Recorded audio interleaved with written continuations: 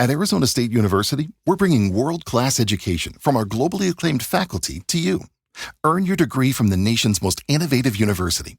Online. That's a degree better. Learn more at asuonline.asu.edu.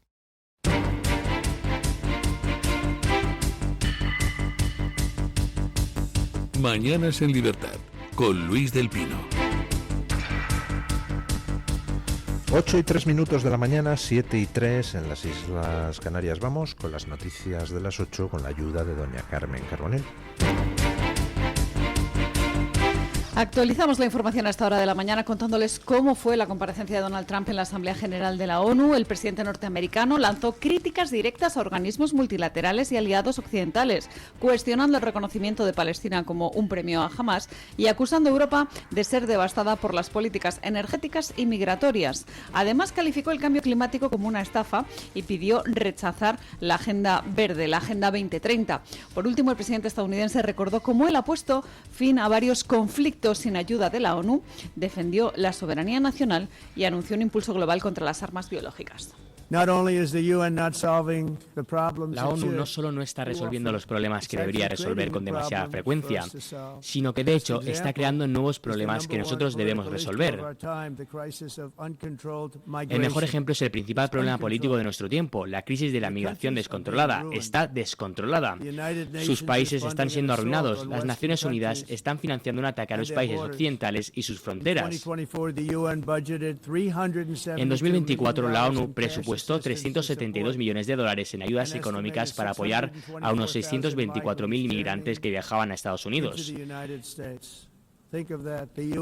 Piénselo, la ONU está apoyando a personas que ingresan ilegalmente a Estados Unidos y luego nosotros tenemos que sacarlas. La ONU también proporcionó alimentos, alojamiento, transporte y tarjetas de débito a los extranjeros ilegales. ¿Pueden creerlo? Por cierto, para infiltrarse en nuestra frontera sur, millones de personas cruzaron esa frontera sur hace solo un año. Millones y millones de personas estaban entrando, un total de 25 millones durante los 4 años de la incompetente administración Biden.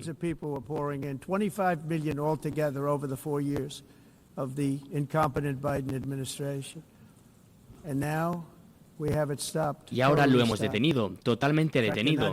De hecho, ya ni siquiera vienen porque saben que no pueden cruzar. Pero lo que ocurrió es totalmente inaceptable. Se supone que la ONU debe detener las invasiones, no crearlas ni financiarlas. Se supone que la ONU debe detener las invasiones, no crearlas ni financiarlas. Toda la razón tiene Trump, que ayer dio un discurso histórico ante la ONU y les cantó a todos las verdades a la cara. Pues como hizo Vance en la conferencia de Múnich, recuerdan ustedes, sacando los colores a nuestra hipócrita clase política europea. La ONU debe detener las invasiones, no financiarlas y fomentarlas. Exactamente. ¿En qué momento se fastidió la ONU? Porque la ONU había nacido como un foro donde naciones soberanas se encontraban para tratar de resolver de manera diplomática los conflictos antes de que terminaran derivando en guerras. Eso fue inicialmente lo que la ONU era. Y durante mucho tiempo pues se producían enfrentamientos entre el bloque soviético y Estados Unidos en la ONU. Es decir, se trasladaba el enfrentamiento al terreno diplomático en la ONU y se decían barbaridades de todo tipo unos a otros y se intentaba contener las escaladas bélicas. Ese era el objetivo fundacional. ¿Cuándo cambió esto? ¿Cuándo se convirtió la ONU en un organismo que se dedica a dirigir la política de los países, a intervenir en la política de los países, a aprobar programas completamente destructivos de Occidente, como son los pactos por el futuro, pactos verdes, agendas 2030? ¿Cuándo se transformó en un organismo de ingeniería social al servicio del mal? Al servicio de los totalitarismos, pues a raíz de que cayera la Unión Soviética. Cayó la Unión Soviética y entonces pues hubo algunos que entendieron que tenían que replantear la lucha.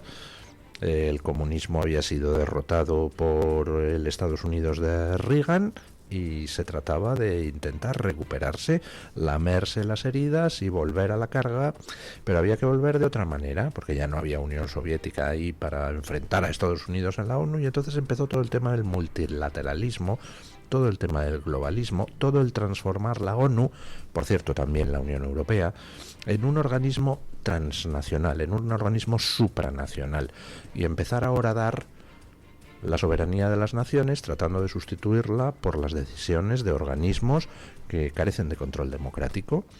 Y bueno, pues una serie de gobiernos pues estúpidos, ingenuos o directamente traidores en la Unión Europea y en Estados Unidos, al final permitieron que la ONU se transformara en esa basura, que la ONU se transformara en algo donde se dedican, por ejemplo, a fomentar la inmigración ilegal.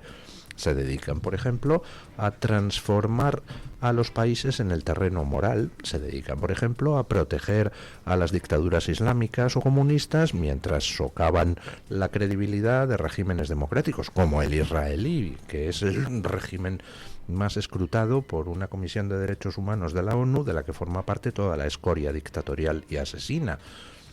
Bueno, pues oiga, ha llegado el momento de cambiar todo eso, ¿no? Y espero que Trump vaya mucho más allá de lo que ha ido hasta ahora. Por lo pronto Trump se ha retirado ya del acuerdo del clima de París y ha denunciado todo esto del calentamiento global y la transición verde como lo que es una estafa con la que se pretende una cosa, que es destruir la economía de Occidente. Pero, y de paso, por supuesto, porque siempre hacen lo mismo, los que promueven esa destrucción aprovechan para forrarse por el camino. Hay gente que ha hecho auténticas fortunas con la estafa del cambio climático.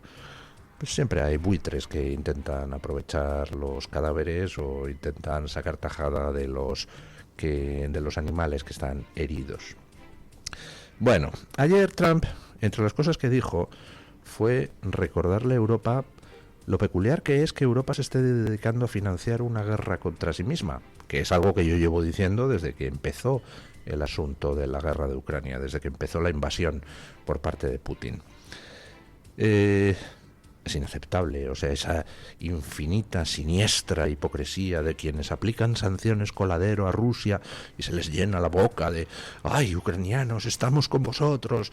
Putin malo, Ucrania buena, y por detrás le están comprando petróleo y gas a Rusia como si no hubiera un mañana. Petróleo y gas con cuyos réditos Putin compra las armas con las que matar a esos ucranianos a los que de palabra tanto quiere Europa. Puñeteros hipócritas. Yo eso lo llevo diciendo desde que empezó todo el rollo de las sanciones coladero. Bueno, pues Trump se lo recordó ayer a los líderes europeos. Dice que ya está bien de comprarle hidrocarburos a Putin, que estáis financiando una guerra contra vosotros mismos. Dice, ¿dónde demonios se ha visto esto? Pero no es el único pronunciamiento sobre la guerra de Ucrania que hizo ayer Trump. Ayer Trump publicó un mensaje en las redes, pues que parece un giro radical con respecto a todo lo que era su retórica hasta ahora. Dice Trump que Ucrania, pues hombre, a lo mejor debería reconquistar todo el territorio que ha perdido y que además está en disposición de hacerlo. Y que además contará con la ayuda de Estados Unidos. Y que además, pues Rusia no está en muy buena situación.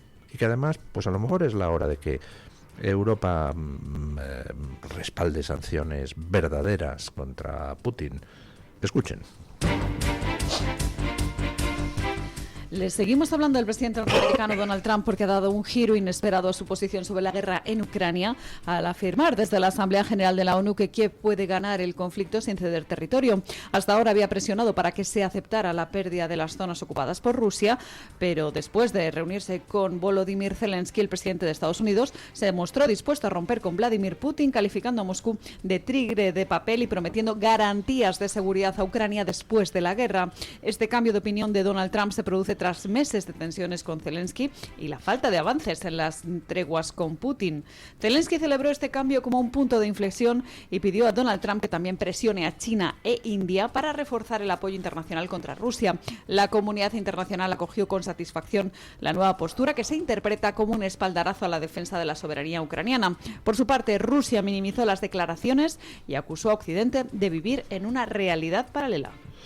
Pues no sé si será una realidad paralela, pero evidentemente si hay un bloqueo económico a Rusia, pues entonces sí que la economía rusa puede sufrir. Si hay un bloqueo real, no la basura que Europa ha estado poniendo desde el principio. Creo que vamos en Europa por la 14ª ronda de sanciones a Rusia, lo cual demuestra que las 13 rondas anteriores pues no funcionaban, porque eran un coladero, porque eran una farsa. Para empezar, si Europa le pone sanciones económicas a Rusia, pero al mismo tiempo se dedica a comprarle hidrocarburos, pues oiga, ahí hay algo que no cuadra, ¿verdad? Ahí hay una postura un poco rarita. Y ayer Trump, pues a quien no se le negará que ha intentado conseguir sentar a Putin que ha intentado conseguir sentar a Putin en una mesa de paz y no lo ha conseguido, pues ayer Trump dijo que Ucrania va a seguir gozando del apoyo de Estados Unidos y que además ese apoyo pues lo mismo se incrementa, y que Rusia es un tigre de papel.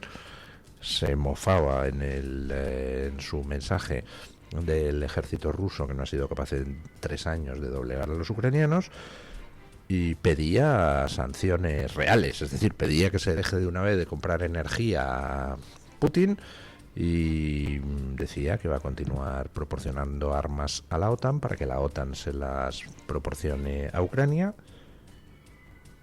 Y bueno, pues Zelensky le ha agradecido las palabras y ha dicho que hay cosas que estuvo hablando con Trump y que de las que por el momento no puede hablar, pero insinuando que eran cosas positivas de cara al desarrollo de la guerra de Ucrania. Y bueno, pues vamos a ver qué es lo que pasa, cómo evolucionan las cosas. Y dirán ustedes, ¿y por qué no ha hecho Trump esto desde el principio? Pues muy sencillo, porque quien manejaba el cotarro era una Unión Europea que no sabemos para quién trabaja. ¿Trabaja para Ucrania la Unión Europea, que le compraba hidrocarburos a Putin? ¿O trabajaba para Putin? ¿O trabajaban para sí mismos? ¿O trabajaban para alguna organización global de la que forman parte Putin y la Unión Europea? Vamos, los líderes de la Unión Europea. Quien mangoneaba a Zelensky pues eran los mismos dirigentes de la Unión Europea que se dedicaban a financiar las armas con las que Putin mataba a ucranianos. Por tanto, ante eso, lo primero que había que hacer era quitar de la ecuación a esos líderes europeos, tomar el mando de las operaciones. Y una vez tomado el mando de las operaciones, pues Trump ha intentado, yo creo que de buena fe, el conseguir un acuerdo de paz. Ha visto que Putin no está por la labor y entonces, pues bueno, con las operaciones en su mano, con el mando de las operaciones en su mano, pues puede ya pactar con Zelensky lo que le dé la gana. Primero había que demostrar quién manda y quitar de en medio a quienes no se sabe si trabajan para el enemigo. Una vez quitados, entonces se puede empezar a actuar. Bueno, Sánchez, ya saben ustedes que no ha participado en la Asamblea General de la ONU. Ha enviado al rey y decía que es que no quería coincidir con Trump en la cena de gala y tal.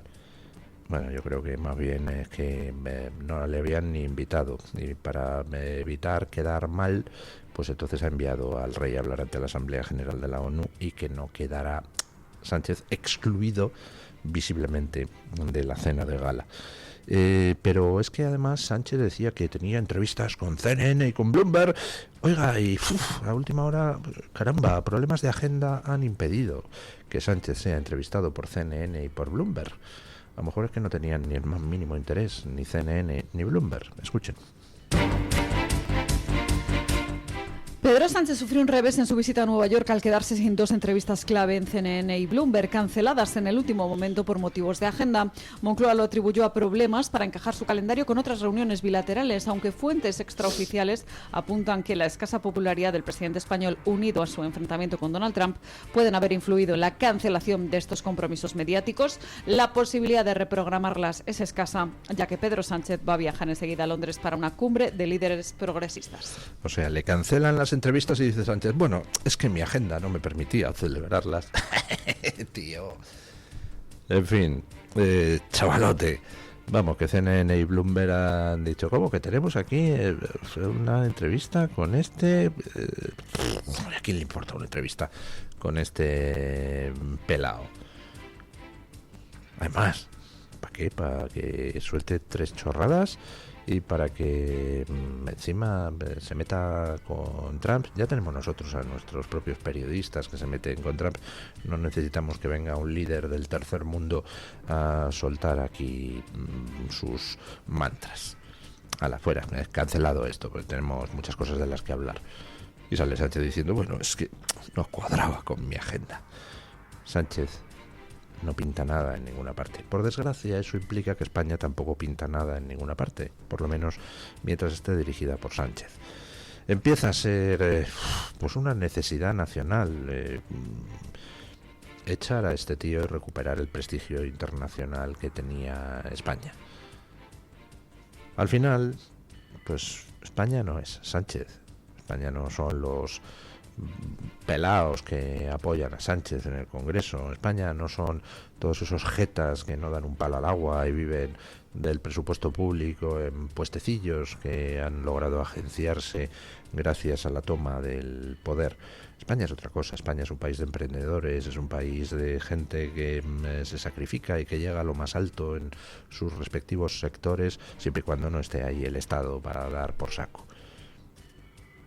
Bueno, en cuanto Sánchez desaparezca del mapa, y si el que le sucede no es otro Sánchez, porque en fin, ya hemos visto esto, ya hemos vivido esto con la sustitución de Zapatero por Rajoy, si lo que le sucede es un gobierno medianamente normal, pues entonces las energías creativas de España dejarán de tener cadenas que las aten. Bueno, una noticia curiosa. Detenido un alto cargo de la diócesis de Toledo porque, en fin, le pillaron una serie de drogas y sustancias guarrindongas en su poder. Escuchen. Detenido un canónigo de la Catedral de Toledo en posesión de cocaína rosa en Torremolinos. El arrestado, que estaba acompañado de otros 3 hombres de nacionalidades venezolana y argentina, había alquilado un vehículo para irse de fiesta a Torremolinos y fue parado en una identificación rutinaria. La cantidad de droga que portaba excedía el límite fijado para el consumo particular. Concretamente se trataba de la conocida como Tusi o cocaína rosa, que es una mezcla de MDMA y otros componentes. El detenido se identificó como Carlos Loriente, un sacerdote de 45 años que hasta hace una semana era el vicario episcopal para el clero. Por su parte, el arzobispado de Toledo ha pedido perdón por los daños morales que puedan ocasionar los presuntos delitos de Carlos Loriente, el canónigo de la Catedral de Toledo y también director del Instituto Teológico San Ildefonso. La diócesis de Toledo es esta que tiene a un arzobispo que el otro día arremetía contra Vox, ¿no? Y este arzobispo tenía ahí a un alto cargo al que le acaban de pillar con cocaína rosa cuando se iba de fiestuki con un ciudadano venezolano, otro argentino y otro de no sé dónde, a Torremolinos. Ajá. Ya veo. No sé, a lo mejor el arzobispo de Toledo, en lugar de criticar a Vox por llamar la atención acerca de la invasión migratoria, debería preocuparse de seleccionar mejor a la gente de su diócesis. No sé, como sugerencia. Por cierto, lean Info Vaticana, que ayer publicaba información muy interesante sobre algún personaje, algún clérigo de la diócesis de Madrid, o que hasta hace poco estaba en la diócesis de Madrid. Información muy interesante en vídeo. Yo pregunto, ¿cuánta gente hay en la Iglesia española que se ha infiltrado o ha sido nombrada o de forma un tanto sorprendente? Hay muchos como este que ha sido detenido en Torremolinos con cocaína rosa y quizá, pues no sé, operan chantajes que obligan a ciertos posicionamientos a determinados altos cargos de la Iglesia española. Pues no lo sé, pero en cualquier caso, Zapatero, a tus zapatos. Y el arzobispo de Toledo, menos meterse con quien llama la atención sobre problemas reales y más ocuparse de poner orden en su diócesis, que no parece que, en fin, sea muy ejemplar. Bueno, y una última cosa muy rápida.